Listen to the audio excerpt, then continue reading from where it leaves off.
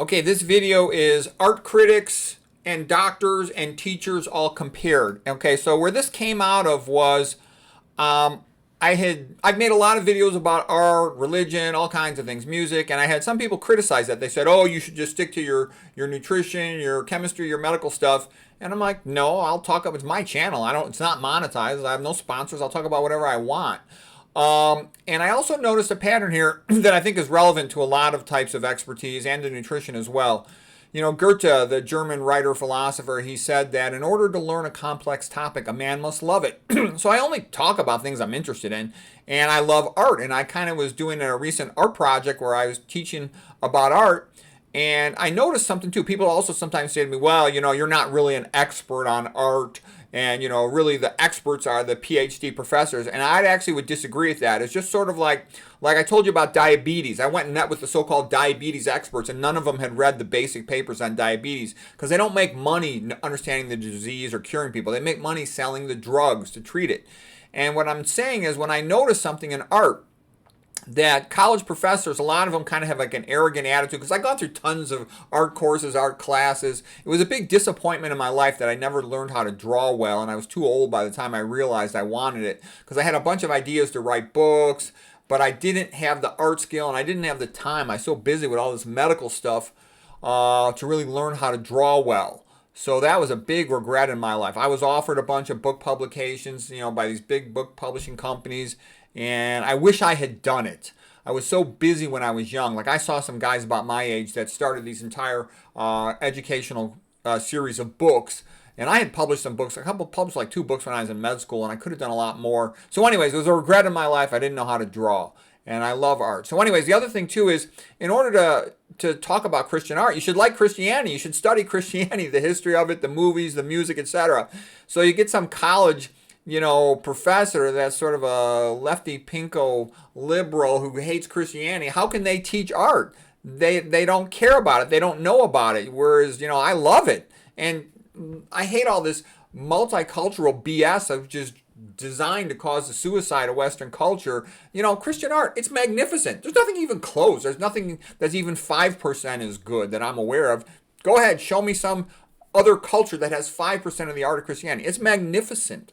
And so what I'm trying to say is what I've noticed, because I watched all these so-called expert lectures, and one of the reasons why I'm confident my art lectures are better is because they try to be comprehensive, first of all. They'll show you all this ancient stuff that a child could have done it, and it's really boring, and, you know, it doesn't have much emotional meaning. Then what I also notice is they'll do some good stuff, and sometimes they'll actually know some pretty useful, interesting insights on let's say something from the Renaissance, okay, which may or may not be a throwback to ancient Greece or to Rome.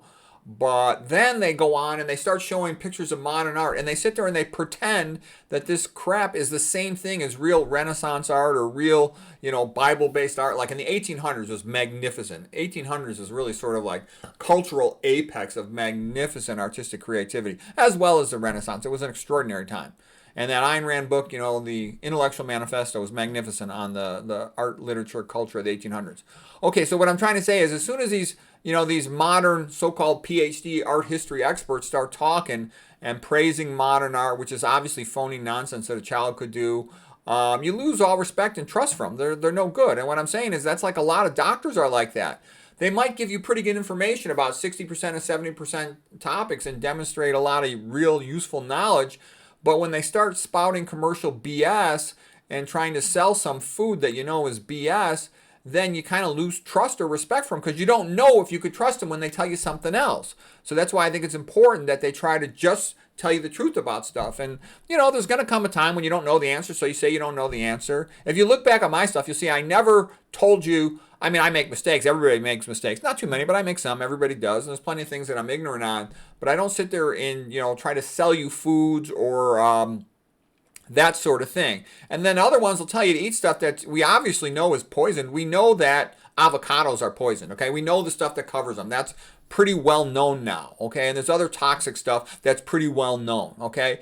And it's like if you go to a cancer doctor and they tell you to take chemo when it's not indicated, that's like poisoning a person, because if it's not indicated, it's not likely to benefit. You're still going to have the side effects. So what I'm saying is I don't care how prestigious they are, they're not a good doctor. Like I had a lady friend who was a little bit older than me, and she'd had some heart problems. She had a pacemaker, and then she'd had a myocardial infarction. And I said, you really need to find a new cardiologist. She goes, oh no, my cardiologist is the most prestigious cardiologist in the big city. I'm like, you just had an MI, you had another one, then you had a pacemaker. I go, your cardiologist is not doing you such a good job. Pretty soon you're going to be, the patient in the graveyard with the most prestigious cardiologist. All right. I thought she was basically an idiot. Nice lady, but I thought she was pretty stupid. Okay, but I know why she likes her doctor, because he's in the big fancy medical center with all the bells and whistles around it. But the truth of the matter is he stinks. He doesn't teach plant-based diet. A cardiologist who doesn't teach plant-based diet is not a good cardiologist, okay? I don't care whatever else they do. If a doctor tells you to play Russian roulette, they're not a good doctor. If a doctor tells you to commit suicide, like the Canadian medical system with MAID, medical assistance in dying, where they even encourage teenagers to commit suicide, that's evil. That's wrong. That's bad. They're not a good doctor. I don't care whatever else they do. You might enjoy their lecture on one topic or another, but they've lost that comprehensive, holistic integrity to make them useful, because you have to spend a lot of time and energy to double check everything they say, okay? And so that's why, and I'm also just saying it, part of being a good expert is your credibility, your ethics on it, okay? And then I'm also going to talk about teachers just briefly here, that I know the system is designed, because I see a parallel thing happening here, whereby a lot of individuals mean well and want to do the right thing. A lot of doctors mean well and want to do the right thing, but they're forced by the system to focus on selling drugs, okay?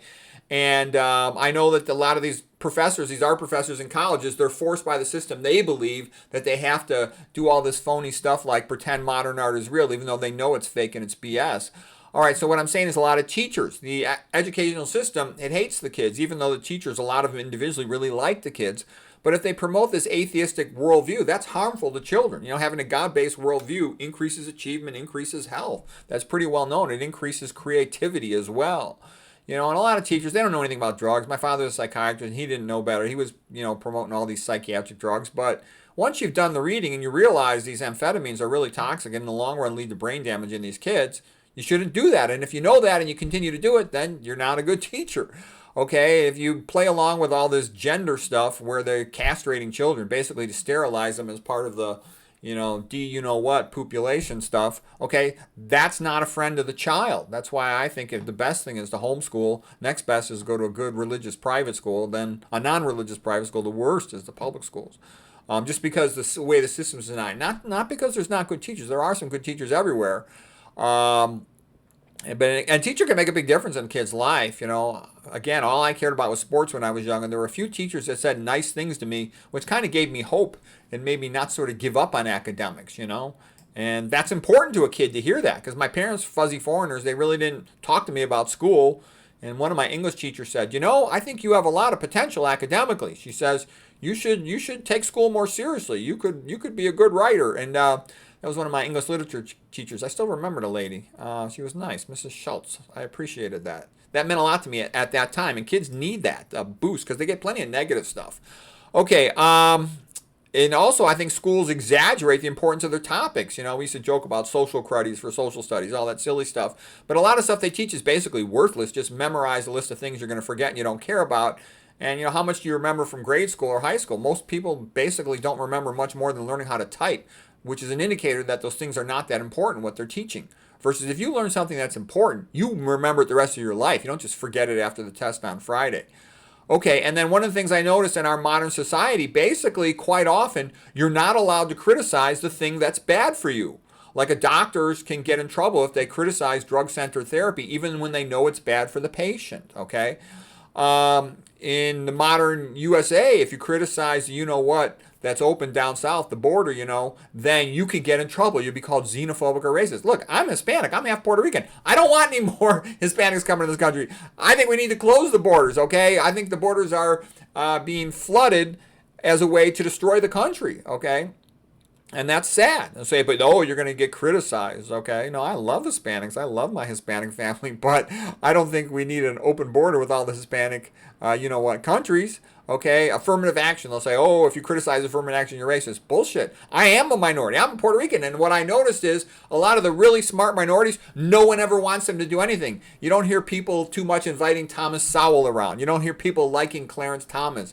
Nobody ever invites me to do anything. I'm a world-class expert on study skills, on a lot of health topics. No one ever invites me. I'm willing to talk for free. I just talk for free of an interview. No one ever invites me to teach study skills or to teach health stuff to a Hispanic community. No one ever wants to interview me, all right? And that's what I'm trying to say is a lot of times what they're working for with affirmative action is just to find a puppet. And I believe that's what a lot of times is used in this country is they use affirmative action to get puppets who are easy to control to then push a cow, moon, east agenda rather than trying to really help for minority talent. It's a game to use to get a puppet in place who can then be made to do stuff and then hide who's really behind it, okay?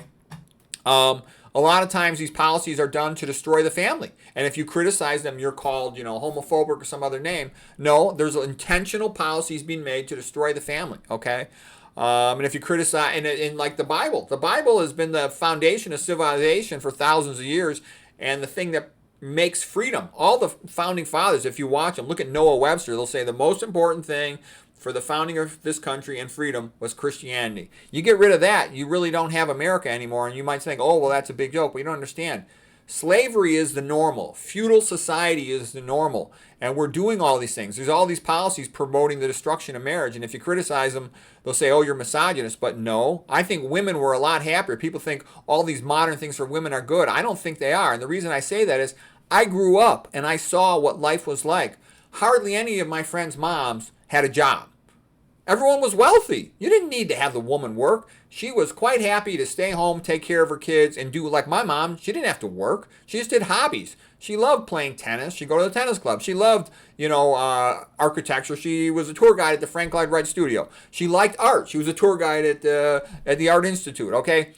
She just did whatever she wanted. She liked Christian stuff, so she was a minister of care at the church. She liked... what else did she like? She liked the orphanage to help out with the kids. So she's on the board of directors at an orphanage. So what I'm trying to say is that's really doing what you want. A lot of jobs, it means you're poor, okay? Why do I still work in conventional medicine? Because I got one kid in college, I got one kid in grad school, I got to pay their tuitions, all right? Not because I want to work in conventional medicine, but because there's no money in this other stuff. So the reason I'm kind of going through this talk is a little bit of a rant, but what I'm sort of saying is our modern society, from what I've seen, tends to respect very high some degree or certification or something rather than true expertise. And the consequence of that is many of these certified phony experts, they're not acting in your best interest. And that's partly, I think, a big part of the destruction of the country. And then also there's all this peer pressure, psychological pressure of you're not allowed to criticize the things that are destroying your country, destroying your society. And wherever you have an open border, you've got crime through the roof, okay? And very often this is like an invasion that's not done to help the society. It's done to destroy the society. It's almost like an infantry whose goal is to create crime, make everybody more poor, make everything so bad that eventually people beg for a solution, and then big, major, powerful authority comes in and takes everybody's freedom away. That's sort of a standard playbook that I see happening. So anyways, hopefully freedom will continue. Hopefully Christianity will continue. Hopefully art will continue. Usually where there's no Christianity, there's not much art. Go ahead and take a look at Soviet Russia, okay? Magnificent, fantastic art and literature in the 1800s. How about in the 1900s? Not hardly anything worth a darn except for what criticized cow moon, Eastism. So anyways, for what it's worth, I thought that was just maybe interesting perspective.